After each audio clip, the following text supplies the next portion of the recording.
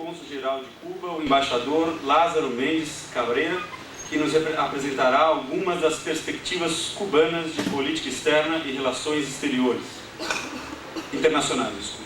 Lembramos a todos que esta quinta-feira, dia 28, no auditório 239, também às 7 horas da noite, nós teremos a segunda palestra com o cônsul, tem como temática central os 51 anos da Revolução, avanços de Cuba nas políticas sociais latino-americanas. Essa primeira palestra faz parte de um ciclo idealizado, no qual pretendemos contar com a presença de autoridades diplomáticas de países que partilham visões de políticas internacionais outras que não as canônicas em nossa área, para que possam apresentar o modo de análise e avaliação de seus países acerca do cenário internacional, tanto presente quanto passado. Este campo das ciências políticas, das relações internacionais, como alguns expoentes da academia apresentam, nasceu e se fortaleceu nos Estados Unidos da América. Mas seria inocência de nossa parte acreditar que somente as vertentes e teorias originárias deste ambiente primeiro triunfaram sozinhas nos ambientes acadêmicos e políticos do passado século XX. Com a crise do Bloco Oriental como conhecíamos e a consequente ascensão norte-americana como potência hegemônica no cenário internacional, a possibilidade do afloramento de perspectivas outras é também, até certo ponto, dificultada. Não sabemos se com a crise da hegemonia norte-americana, como alguns enxergam a atual conjuntura política, no atual momento histórico, essas outras perspectivas possam emergir e se estabelecer com mais segurança, tanto no meio acadêmico, como, mais possivelmente, no meio político. Boa noite a todos. O intuito de apresentar algumas destas outras perspectivas de política externa e relações internacionais, convidamos o relações internacionais que não as canônicas em nosso campo de estudos, convidamos o representante oficial da República de Cuba em São Paulo, Sr. Lázaro Mendes Cabreira, que já foi funcionário municipal da Associação de Jovens Rebeldes e posteriormente da União de Jovens Comunistas, formado pela Escola Profissional Técnica de Rostov-na-Don, na antiga União Soviética, formado pelo Instituto Superior de Relações Internacionais Raul Roa Garcia, em 1974, foi coordenador do Departamento dos Balcãs, na direção Europa do Ministério de Relações Internacionais, e atuou como representante cubano na Polônia, Hungria e Romênia, sendo nesta última embaixador extraordinário durante os anos de 2000 a 2005. Atualmente é o cônsul-geral da República de Cuba em São Paulo, com o título de embaixador. E o professor Dr. Pedro Fassoni Arruda, do Departamento de Ciências Políticas da Faculdade de Ciências Sociais da PUC, formado em Direito e doutor em Ciências Sociais, também aqui pela PUC. O professor Pedro atualmente ilustra a disciplina optativa Política Brasileira de 1988 a 2010, em nosso curso, tendo como área das pesquisas o imperialismo, a política brasileira e ideologias e lutas sociais. Nós reconheceremos primeiramente o Sr. Cônsul para seu pronunciamento seguido dos comentários do professor Pedro. Após as falas, abriremos tempo para o debate. A gente vai pedir que vocês falem com clareza e devagar, porque o Sr. Cônsul está há pouco tempo no Brasil e não está muito habituado ao português.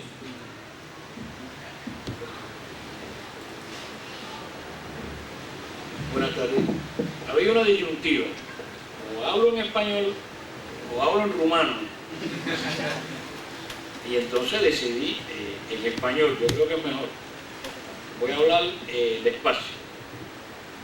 Yo decidí traer escrita aquí esta conferencia porque en ella hay muchas citas textuales.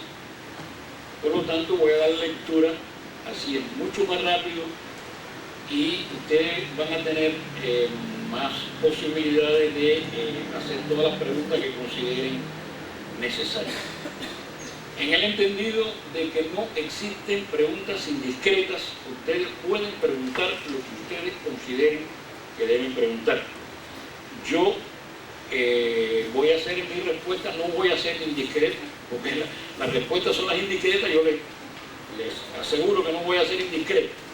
Si no tengo la respuesta, les prometo buscarla posteriormente y hacérsela llegar a través de los amigos acá que están a la derecha que tuvieron la amabilidad de invitar. La política exterior de la nación cubana, se titula esta pequeña conferencia, se divide en tres partes de la política exterior de la nación cubana. Una parte que va a ser de la república en armas, o sea, la etapa en que los cubanos combatían por la independencia de España. Posteriormente, la etapa de la república mediatizada, o sea, esa república unida a Estados Unidos que comienza prácticamente en 1898 y llega hasta el 31 de diciembre de 1958. Y la tercera, la República Independiente, a partir del 1 de enero de 1959.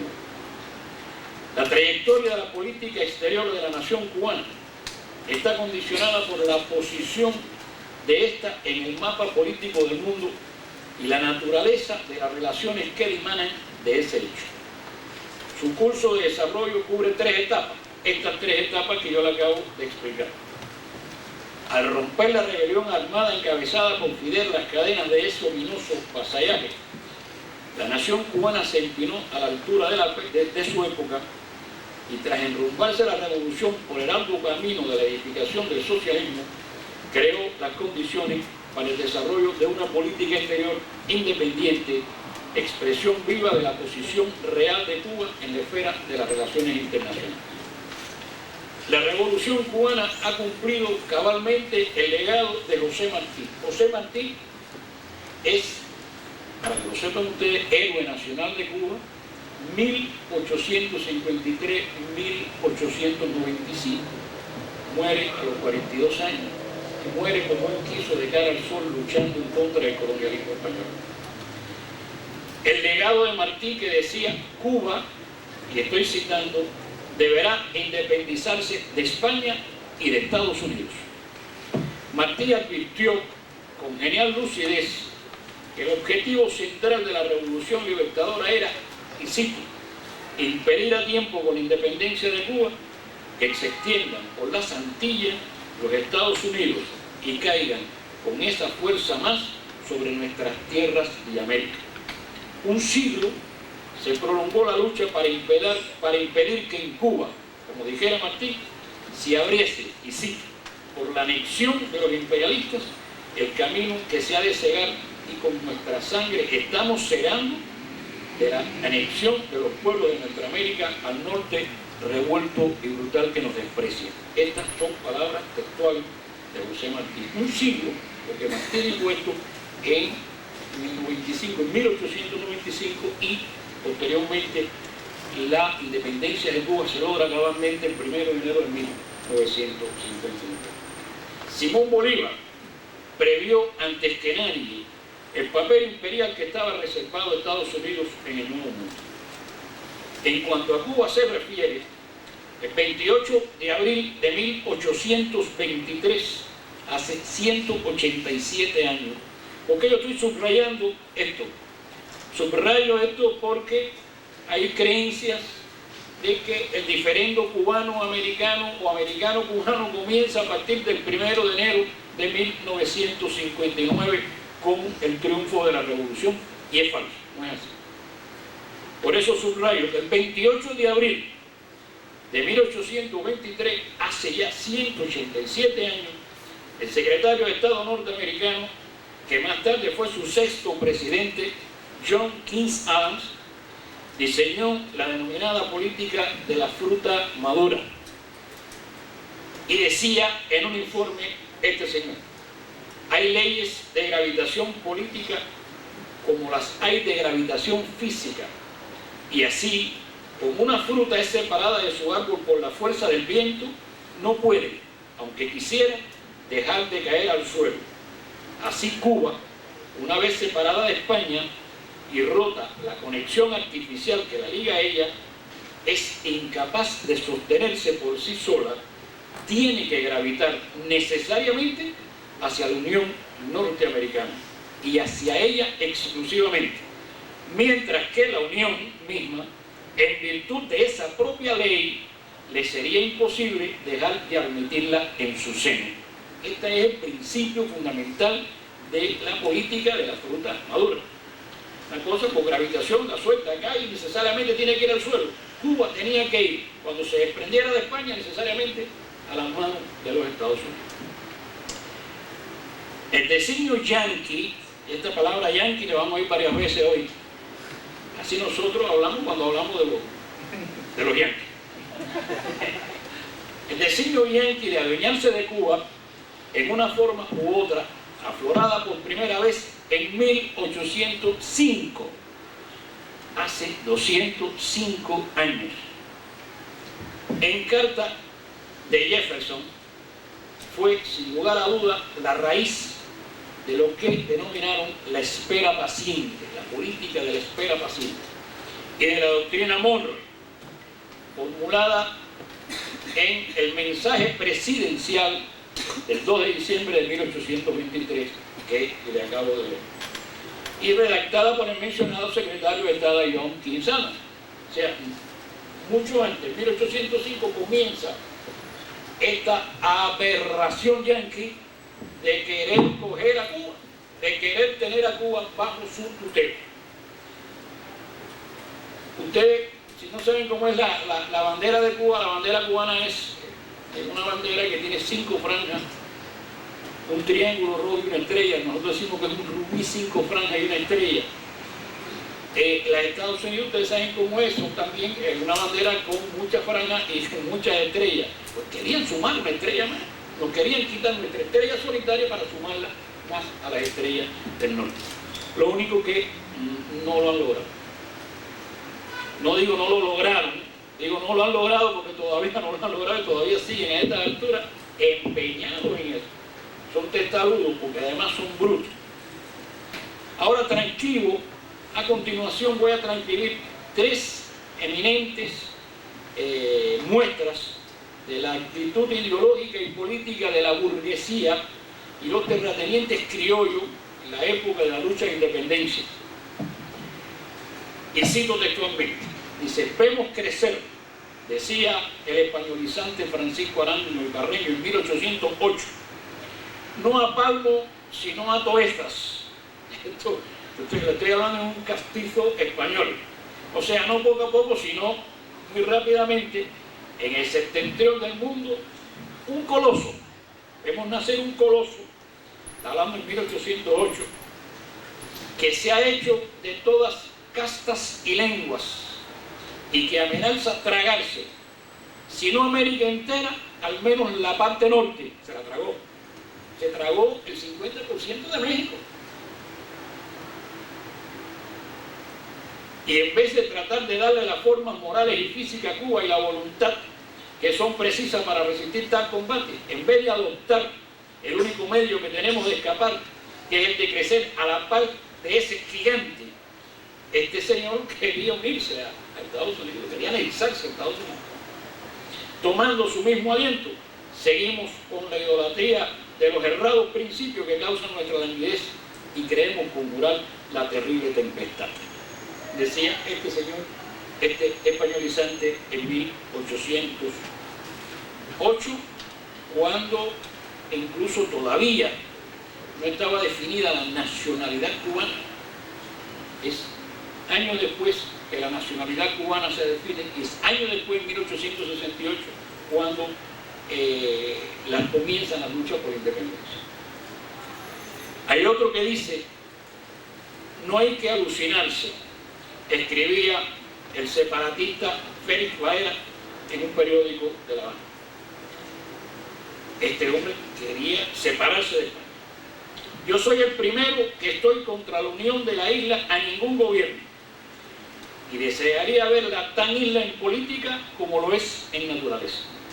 En América no hay conquistadores, y si algún pueblo intentase hacerlo, deberá esperar la reacción de todo el continente, pues todo él verá atacado el principio americano. Esto es, que la libre voluntad de todos los pueblos es el único origen y derecho de los gobiernos. Y la tercera posición decía: es de tal importancia la isla de Cuba expresaba el reformista José Antonio en 1847. Repito, es de tal importancia a la isla que su posesión daría a Estados Unidos un poder inmenso, que la Inglaterra y la Francia no solo verían muy comprometida la existencia de sus colonias en América, sino que aún sentirían menguar el poderoso influjo que ejercen en otras partes del mundo. Una incorporación forzada produciría una guerra desastrosa entre la República de Washington y la España, Inglaterra y Francia. No es probable que la primera triunfase de las tres últimas, pero aún cuando triunfase, ¿cuál sería la suerte de Cuba convertida en teatro de una lucha sangrienta y asoladora? Nunca olvidarse que si en ella se empeñasen los Estados Unidos, sería por su engrandecimiento territorial y político, mas no por la felicidad de los actuales habitantes de Cuba. Que estos perecieran con tal que ellos lograsen sus fines, nada importaría, pues Cuba sería repoblada por sus nuevos poseedores. No importa lo que pasase. El problema era que, y posteriormente vamos a ver más adelante, cómo esa fue la política que siguió los Estados Unidos cuando interviene en la lucha, en la guerra cubano-americana. Él suministraba armamento al colonialismo español y se hacía de la vista gorda con algún armamento para los independentistas cubanos. El problema era que se desgastara, que Cuba se desgastara y se desgastara el colonialismo norteamericano, y cuando estuviese madura la situación, entonces los Estados Unidos iban a intervenir en la guerra cubano-española. Un papel oportunista que parece que se lo aprendieron bien los yanquis. En una nota dirigida en el año 1848 por el secretario de Estado James Bushnell al embajador en España, el escritor Washington Irving, se explica diáfanamente la posición del gobierno norteamericano. Y le voy a leer esta nota para que vean cuál era la política y las intenciones de los norteamericanos en relación con Cuba, y cito textualmente: a nosotros nos satisface que Cuba continúe en la condición de colonia de España. Mientras se encuentre en poder de esta última nación, nada tendremos que temer. Y aparte de eso, nos sentimos también ligados con España por vínculos de antigua amistad y deseamos que esto se perpetúe. Pero no podemos consentir que dicha isla pase a ser una colonia de otra potencia extranjera. Si cayese bajo el dominio de la Gran Bretaña, la dominación de esta sobre el Golfo de México sería suprema. Los Estados Unidos ocupan el primer lugar entre los rivales comerciales de la Gran Bretaña. Esta sabe bien, por otra parte, que si Cuba nos perteneciese, sus posesiones antillanas perderían casi todo el valor, por la extensión y fertilidad del suelo cubano y por la enérgica actividad de nuestro pueblo. Repito, por la extensión y fertilidad del suelo cubano y por la enérgica actividad de nuestro pueblo, o sea, del pueblo norteamericano, no del pueblo cubano, nos sería fácil proveer en breve tiempo al mundo entero de productos tropicales a precios más bajos que los que tuvieran que pagarse en cualquier posesión de la Gran Bretaña. Séame lícito ahora examinar ese asunto bajo un aspecto diferente. Si Cuba se anexionase, sigo citando textualmente la nota, si Cuba se anexionase a los Estados Unidos, no solamente nos libraríamos de las aprehensiones respecto a nuestra propia seguridad y la seguridad de nuestro comercio, que no podemos dejar de sentir mientras ella continúe como está, sino que sería imposible para la previsión humana darse cuenta de los beneficios que aquel hecho reportaría a la Unión. Pero por grande que sea el deseo de poseer a Cuba que tengan los Estados Unidos, no llega hasta el extremo de que quisieran hacerlo por otros medios que la libre voluntad de España. El precio de una adquisición no sancionada por el honor y por la justicia sería demasiado caro. Inspirado por estos principios, ha parecido al presidente que en vista de las presentes relaciones entre Cuba y España, podría el gobierno español sentirse inclinado a ceder la isla a los Estados Unidos mediante el pago de una justa y satisfactoria comprensión. ¿Viste que el problema es una cosa, una compra y venta y Cuba y el pueblo cubano? No importa. Es una mercancía más. Según nuestras noticias, así oficiales como privadas, existe hace algún tiempo entre los naturales de Cuba una hostilidad profundamente arraigada contra la dominación española. Inteligentes son los norteamericanos, se dieron cuenta de que había tremenda hostilidad de los naturales cubanos contra España. Imagínate un colonialismo que nos estaba aplastando desde 1492, que había exterminado la población aborigen cubana. Y vamos a reírnos con los españoles.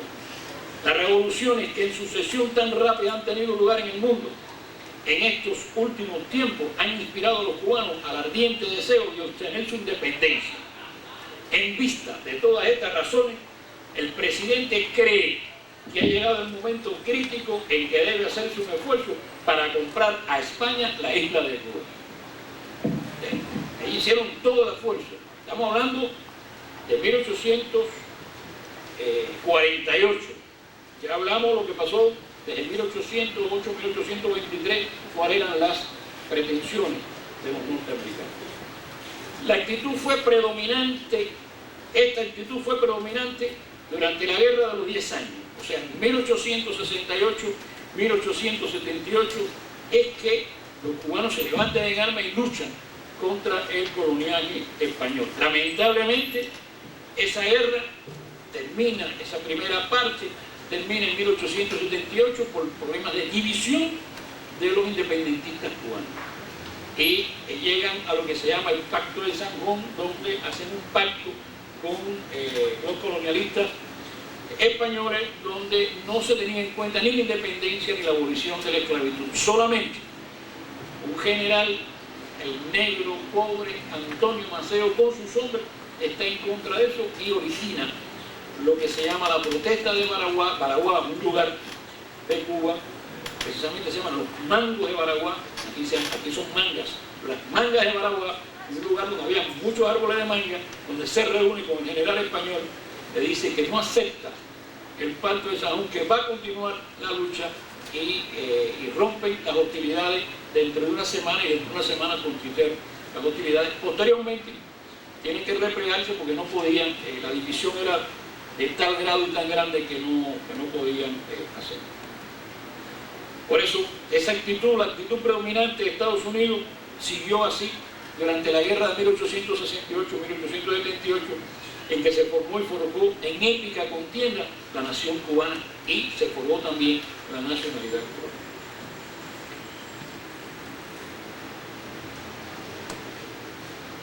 La diplomacia cubana en época de la República en Armas cosechó algunos éxitos en América Latina. En México, el benemérito Benito Juárez dispuso la admisión en los puertos mexicanos de los barcos de bandera cubana, y la Cámara de Diputados lo autorizó a otorgar a Cuba en armas la beligerancia. Los gobiernos de Chile, Venezuela y Bolivia reconocían asimismo el derecho de beligerancia al pueblo cubano. El gobierno de Perú no solo emitió esa conducta, sino que reconoció a la República de Cuba y admitió la delegación diplomática permanente. Cuba, considerada por Perú nación independiente, fue invitada oficialmente a participar en el Congreso Americano de Jurisconsulto, celebrado en Lima entre 1877 y 1878, plena campaña de la lucha por la independencia, siendo representado allí por Francisco de Paula, quien mantuvo sus credenciales hasta la sesión de clausura que decía en el Sajón. El Sajón fue lo que puso fin, yo le decía, el Sajón fue por motivo de la división de las fuerzas cubanas, donde entregan las armas prácticamente y no continúan la lucha. La diplomacia de Martí y de los dirigentes de la Revolución de 1895 preocuparon principalmente de obtener de los países latinoamericanos el reconocimiento de la beligerancia cubana. En la República en Armas de 1895 le prestó a la diplomacia toda la consideración que merecía y organizó eficientemente su servicio exterior. Se designaron enviados especiales, agentes generales o encargados de negocios en Chile, Perú, Bolivia, Guatemala, Nicaragua, Honduras, Brasil, Uruguay, Argentina, Venezuela, México, Costa Rica, El Salvador, Santo Domingo, Haití, Estados Unidos, Francia y Gran Bretaña, prácticamente en casi toda América Latina. La República emancipada de España y Estados Unidos, libre en sus determinaciones y soberana en sus potestades, propugnada por José Martí con el pensamiento y con las armas, fue sustituida a partir de 1898 por un protectorado virtual con arreo republicano, al ser derrocada la dominación española mediante la intervención norteamericana, cuando ya los ejércitos mambises se asomaban en incontenible avance a las puertas mismas de la capital de la colonia. O sea, ya la guerra estaba prácticamente ganada por las fuerzas cubanas. Ya el colonialismo español estaba derrotado. ¿Qué es lo que hacen los norteamericanos? Mandan un acorazado, el acorazado Maine. Ese acorazado Maine fondea en la bahía de La Habana. Prácticamente no, todos sus oficiales están en tierra, solamente unos pocos marineros. Para más detalles, negros son los que están en el acorazado, y ese acorazado es hundido cuando está fondeado en la bahía de La Habana por una bomba que le ponen. Inmediatamente los Estados Unidos dicen que esos fueron personeros del coloniaje español, le declaran en la guerra a España, interviene en la guerra y, ayudados por las fuerzas cubanas, terminan de derrotar a las fuerzas españolas, y posteriormente los ejércitos de los cubanos no dejan entrar a las principales ciudades, ni siquiera a la capital y demás. Desarman al ejército y intervienen en Cuba en 1898 y están hasta 1902. Esa fue la primera intervención militar norteamericana, del 98 al 2. Y se van porque, al formarse una constituyente que redactara la Constitución de la República de Cuba, ellos hacen aprobar una enmienda que se llama la enmienda Platt, y donde esa enmienda adjunta a la Constitución de la República naciente cubana decía que los Estados Unidos tenían derecho a intervenir en Cuba cada vez que vieran que sus nacionales o sus propiedades estaban en peligro, que Cuba no podía firmar ningún convenio internacional con ningún país, que las relaciones internacionales y las tanto políticas como comerciales iban a estar dirigidas por Estados Unidos, etcétera, etcétera. Y el gobierno norteamericano le dijo a la constituyente, a los que estaban en la constituyente, o aprueban esto, o el ejército norteamericano no sale de Cuba. O sea, estaba tomado militarmente. Entonces la constituyente aprobó esta enmienda a la Constitución. Y así surge, el 20 de mayo de 1902, la llamada República de Cuba, la República Mediterránea, reducida por completo a los Estados Unidos de Canadá. La independencia mediatizada, la creciente sujeción de la economía a la máquina financiera y comercial de Estados Unidos, y el contubernio de la burguesía criolla y la sacorocracia politiquera con los círculos imperiales norteamericanos, ataron la política exterior de Cuba hasta el 1 de enero del 59 a los intereses políticos, económicos, diplomáticos y militares del gobierno yankee. La actividad del servicio diplomático cubano estuvo al servicio de esa estructura semicolonial de poder, desde 1902 hasta 31 de diciembre de 1958.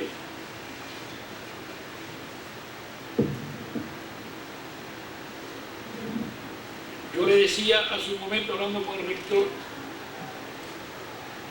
la enmienda Platt es sacada de la Constitución en 1933, porque en 1933 hay un movimiento popular y una huelga general que derroca el gobierno del general Machado, una tiranía, y surge el gobierno, el llamado gobierno de los 100 días. Ahí surge Batista en ese gobierno de los 100 días. Batista era un sargento taquígrafo, que surge con este movimiento, en principio con posiciones progresistas, y posteriormente que da su primer golpe de Estado 100 días después. Por eso es el gobierno de los 100 días, 1933, 1934, finales del 34, finales del 33 hasta el 34. La genuina diplomacia cubana surgió después del 1 de enero del 59, con el triunfo de la revolución y el advenimiento al poder de la clase obrera.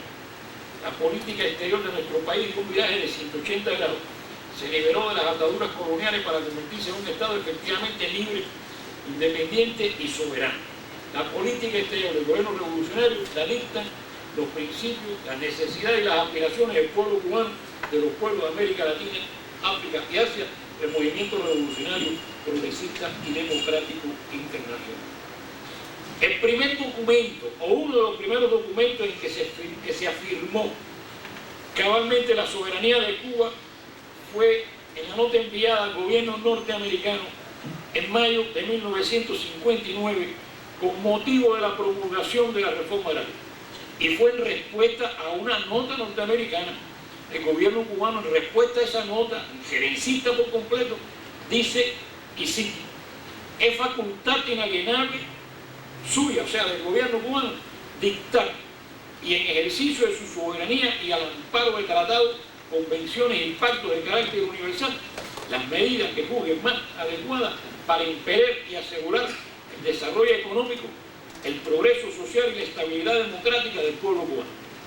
En consecuencia, el gobierno revolucionario se arroga la facultad de decidir lo que estime más acorde con los intereses vitales del pueblo cubano y no admite ni admitirá ninguna indicación o propuesta que tienda a menoscabar en lo más mínimo la soberanía y la dignidad nacional.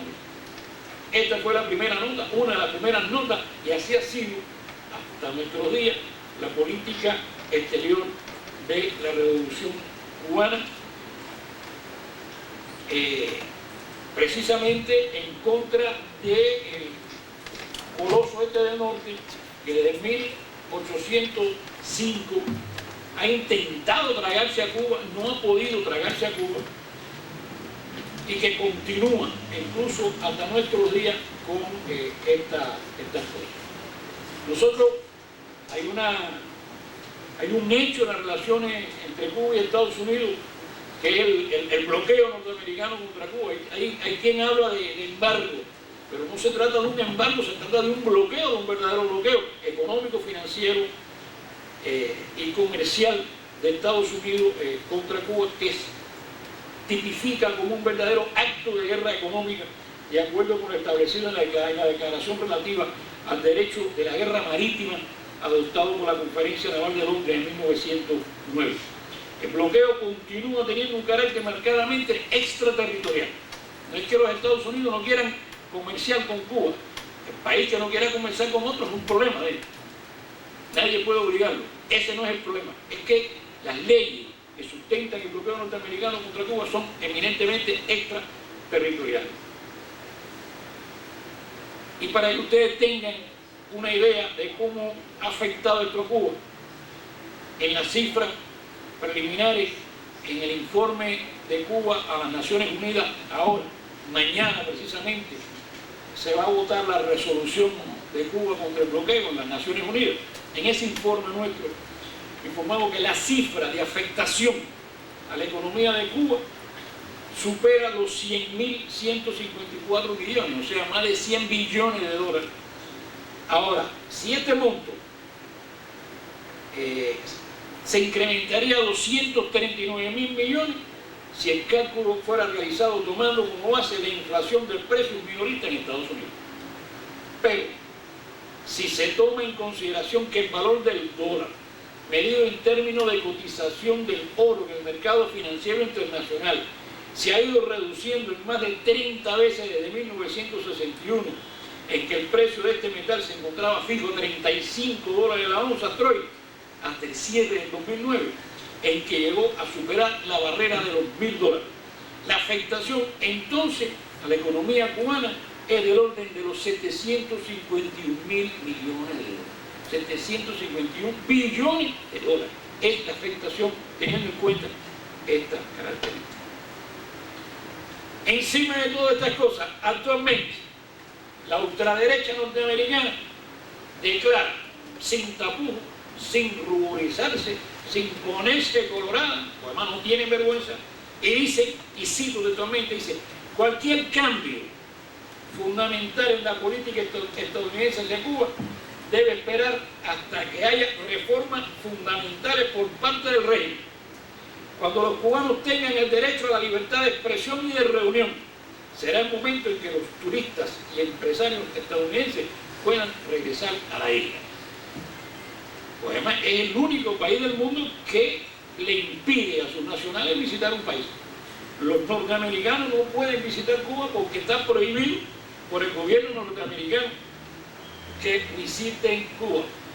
¿Qué tipo de peligro puede representar esa pequeña islita? Pues ha estado, país pequeño de 11,2 millones de habitantes, a 90 millas, 180 kilómetros de ahí de la Florida, un gran país, un tremendo país con una economía fortísima. Bueno, es una economía muy gigante con pie de barro ya, desde el punto de vista económico, pero todavía fortísimo, y fortísimo militarmente, etc. ¿Qué peligro puede esa pequeña isla, salvo que ellos consideren que el ejemplo de Cuba es perjudicial para los Estados Unidos? No dejan ir a sus nacionales a Cuba. Estos trogloditas de la derecha, especulando a modo de obreros espiritistas, niegan que los cambios venideros tengan similitud alguna con los modelos chinos o vietnamitas. Cuba está en cambio, pero Cuba está en cambio no de ahora, Cuba está en cambio desde el 1 de enero de 1959 y Cuba sigue haciendo cambios. Y en este momento estamos haciendo cambios profundísimos en la economía de Cuba. Y a veces estamos oyendo por ahí, dicen, en Cuba va a haber 500.000 puestos de trabajo del Estado, donde ya van a dimitir a los trabajadores. Es verdad, no es mentira que estamos haciendo ese ajuste, pero nadie va a la calle, nadie va a quedar desamparado. Y los cubanos tienen fe en eso, tienen esperanza y saben que eso va a ser así. Por eso en Cuba han pasado cosas grandes. En el año 60, cuando comenzó el bloqueo de Estados Unidos contra Cuba, un 26 de octubre precisamente, mañana se cumplen 50 años de esta ley del bloqueo oficialmente. Mañana se cumplen 50 años, donde los Estados Unidos dejaron de comprar la cuota azucarera a Cuba. Cuba era monoproductor, nada más que producíamos azúcar. Y el 80% del azúcar se lo vendíamos a Estados Unidos. Y de la noche a la mañana los Estados Unidos le dicen a Cuba, no te compro más azúcar. Pero eso no es todo. No te envío petróleo. El 90, casi el 100% del petróleo lo recibimos en Estados Unidos. Prohíbo que en las refinerías norteamericanas en Cuba se refine el petróleo soviético. ¿Qué hizo Cuba? Bueno, lo que hizo Cuba fue lo que tenía que hacer cualquier país digno. Le intervenimos todas las cosas en los Estados Unidos. Se nacionalizaron todas las propiedades norteamericanas, empezando por la refinería, por la fábrica de azúcar. Los soviéticos nos propusieron el petróleo, se lo aceptamos, se lo compramos, y nos propusieron comprar el azúcar, se la vendimos, y a un precio altísimo, y se lo agradecíamos. Y a cada medida de Estados Unidos en contra de Cuba había una medida de Cuba. O sea, Cuba nunca actuó en contra de Estados Unidos, sino para repeler cualquier medida que Estados Unidos tomó en contra de Cuba. Y entonces ahora estamos nosotros haciendo eso. Bueno, eso ocurre en ese momento en 1960. Después en 1989 ocurre la debacle. Ocurrió el desmerengamiento. Yo no sé si ustedes entienden la palabra desmerengamiento. El merengue es algo que se hace con la clara del huevo y azúcar. Se hace, es muy sabroso, es un dulce muy rico, pero que usted lo toca así se dará. No voy a decir porque es duro. Bueno, eso le pasó a la Unión Soviética, le pasó al campo socialista, se desmerengó. Se desbarató, fueron inmediatamente, vaya, increíble, de la noche a la mañana prácticamente. Y nosotros el 85% del comercio lo teníamos con la Unión Soviética y campo socialista. A Cuba las organizaciones financieras internacionales no le daban ni le dan crédito. La recibíamos también de allí, el intercambio comercial, etc. Todo ahí de la noche a la mañana nos quedamos como el pintor que le quitan la escalera y dice, aguántate de la brocha. pasarse de la derecha. Una cosa increíble. En Cuba, ¿qué pasó? Hubo revolución, se cayó el gobierno, el pueblo se levantó en armas. No. No. Porque lo primero que hemos hecho en Cuba, lo primero que ha hecho la revolución en Cuba, los dirigentes de la revolución, es educar al pueblo. Educarlo política y ideológicamente. No a ser fanáticos, sino a ser inteligentes. Y siempre diciéndole la verdad. Jamás y nunca, con ninguna mentira, nunca. Y eso se lo puedo asegurar yo 100%. A nadie se le ha dicho una mentira. Y ahora están trabajando en ese mismo sentido. Y por eso la gente confía en que va a tener solución los problemas que estamos enfrentando. La economía de Cuba no es la misma. No es la economía aquella monoproductora. No. Mucho cuidado. Cuba tiene un desarrollo biotecnológico y de ingeniería genética importantísimo, con tremenda colaboración con Brasil, que también lo tiene importantísimo, produciendo determinados medicamentos de la ingeniería genética muy importantes, como vacunas que solamente se producen, hay algunas que solamente se producen en Cuba, la antimeningocócica tipo B contra la meningitis sola se fabrica en Cuba, con tecnología cubana, se está fabricando ahora aquí también con tecnología nuestra. Pero también en muchos campos tenemos 32 proyectos en toda esta cosa de la biotecnología entre Cuba y Brasil, y estamos trabajando. Cuba y Brasil son los que mantienen prácticamente la salud en Haití. Ahora todo este brote que ha habido en Haití, que ha habido 250 muertos por una enfermedad. Cuba y Brasil fueron los que hemos cargado, y los médicos cubanos están ahí, y Brasil. Pero también Cuba y Brasil tienen un plan en África contra la meningitis, para toda África. Hay una época de África que es una época de lluvia, que la meningitis ataca y mata increíblemente una cantidad de miles de niños, que es bochornoso que eso ocurra en pleno siglo XXI. Y Cuba y Brasil están colaborando en ese programa para que en África no mueran tantos niños, por lo menos para que mueran. Si mueren un mínimo, aunque no queremos que mueran ninguno.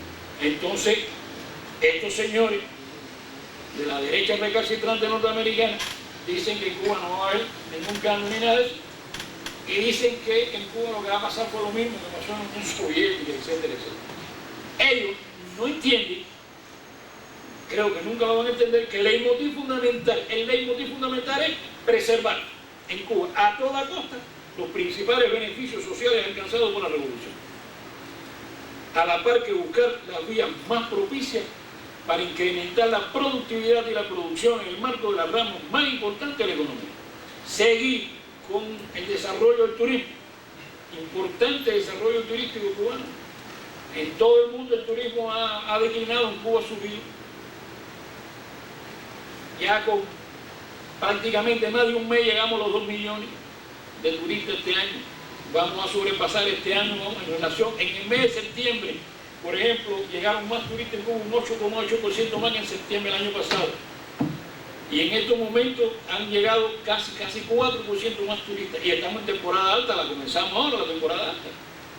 Ya aquí tenemos vendido el mes de noviembre completo, no hay avión, todos los aviones. Si alguno de ustedes pretendía, no vayan en noviembre, porque en noviembre van a tener que ir en diciembre a Cuba. Le digo esto porque esto es lo que prácticamente condiciona la política de la nación cubana en relación con los Estados Unidos, que es el bloqueo norteamericano. Yo pudiera ponerle muchos casos. Yo pudiera ponerle casos de agencias de turismo en Brasil, con relaciones con Cuba, enviando turismo hacia Cuba, que fueron compradas por capital norteamericano y ya. A comprar. Los yanquis tienen dinero a comprar y ahí se acabaron las relaciones con Cuba. O incluso determinada industria donde el capital norteamericano compra y cuando el capital norteamericano o el componente norteamericano en determinado el determinado equipo sobrepase el 10%, ya no se le puede vender a Cuba en virtud del bloqueo norteamericano contra Cuba. Y estoy hablando de equipos médicos, y estoy hablando de medicamentos de última generación. Y le digo que lamentablemente los Estados Unidos son los que dominan, las transnacionales de esas norteamericanas son los que dominan internacionalmente este mercado desde el punto de vista tecnológico, desde el punto de vista de la producción y demás. Sin embargo, hemos tenido en Cuba que desarrollar la biotecnología, la ingeniería genética para poder darle una respuesta a los problemas que teníamos. Nosotros hemos sido atacados incluso hasta con virus. Y el virus del dengue fue llevado a Cuba ex profeso. El dengue, Cuba era un país que nunca tenía dengue. Y luego la primera tuvimos una epidemia de dengue hemorrágico, que es el dengue que mata. Y hubo más de 150 muertos, 101 niños. Y para nosotros poder obtener ese medicamento tuvimos que ir a buscarlo a Japón en avión. Y ese medicamento estaba aquí en Estados Unidos. Y hubo que ir a buscarlo allá a Japón en avión y traer todo eso en avión. ¿Cuántos vuelos de avión? Y el bloqueo lo que nos cuesta todos los años con tener que comprar cosas en lugares tan lejos y tremendos. No es que no tenemos magníficas relaciones con China, pero no todo lo tenemos que comprar en China. Si tenemos un mercado natural que siempre ha sido mercado nuestro, hasta el 1 de enero, hasta el bloqueo en Estados Unidos cerca. ¿Qué es lo que entonces los Estados Unidos, por su gran humanidad, en un momento determinado, por presión internacional y demás, pues con un gobierno demócrata dice, bueno, vamos a venderle a Cuba algunos alimentos, nosotros también vamos a comprar alimentos, vamos a entrar en el negocio? No, ningún negocio. Yo te vendo pollo, yo te vendo harina, yo te vendo. Tú me pagas al cash, ahí constante uno, no te compro nada. Pero además, no pueden venir bancos cubanos a buscar eso porque te lo incautan. Si nosotros mandamos un banco, inmediatamente lo cogen y no lo devuelven. Entonces, eran armadores internacionales, grandes armadores internacionales, que dedican algunos barcos para ir allí, buscar la mercancía, porque esos barcos después que entran en un puerto cubano, en 6 meses no pueden tocar un puerto norteamericano en virtud de este bloqueo. Entonces eso hay que pagarlo, porque el armador te dice, yo soy amigo tuyo en Cuba, ahí está el barco. Un barco normalmente nos pudiera costar, no sé, $50,000, hay que pagarlo entonces en $150,000. Porque también el armador corre riesgo. Va a tener un barco que no va a poder entrar 6 meses al mercado, a Estados Unidos, porque Estados Unidos es un mercado enorme. Y nadie quiere correr. Eso hay que pagarlo. Y nosotros lo pagamos, tenemos que pagarlo. Estas son las cosas que condicionan las relaciones de Cuba con los Estados Unidos. Aquí yo les voy a dar unos pequeñitos datos para que ustedes vean hasta dónde llega eso. Es increíble. Les voy a poner 3 ejemplos de la aplicación extraterritorial de las leyes contra el bloqueo. El 24 de agosto del 2009, la OFAC, que es la oficina esta norteamericana que nada más que está ahí para vigilar, multó al grupo bancario con sede en Australia a New Zealand Bank Group Ltd por un monto de $5.750.000 porque se involucraron en transacciones financieras relacionadas con Cuba y con Sudán.